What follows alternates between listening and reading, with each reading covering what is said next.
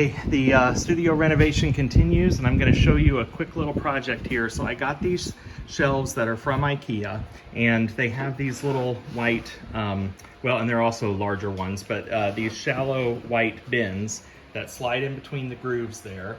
And there are solid wood shelves from IKEA, and then there are some wood ones that have like brackets that go in here. And I'll be honest, when I was at the store, the brackets ones seemed really flimsy and weak. So I went with the wood that's built right in. Now, I bought a tall cabinet that they don't sell any longer, but I found it on Facebook Marketplace used. They do make shorter ones of this exact same concept, but if you want these taller ones, you're gonna have to look for them.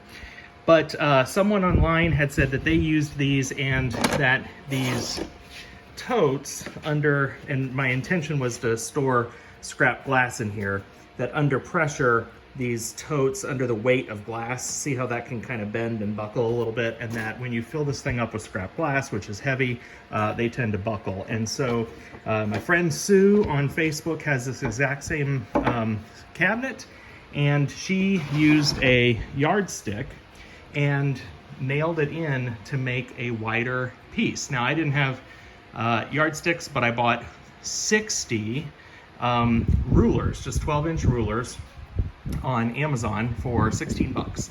And so what I did was, these rulers, as you can see, are kind of tapered, and so I faced them so that I had the widest distance at the top and the bottom, and then I've just nailed them in with little brad nails, kind of level with the shelf.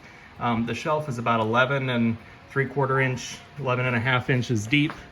And so they do stick out here on the back end by just a ½ inch, which is fine because that's the part that goes up against the wall, and I don't care about the aesthetics of it, and I don't want to have to cut 60 rulers. So anyway, I'm doubling this up. By doubling it up, I can reinforce 15 shelves.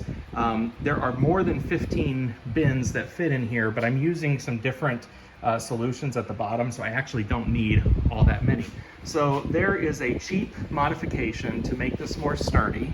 And then, sorry for the bad camera work here, but what this does is, look how much additional surface area this will give that bin to rest on.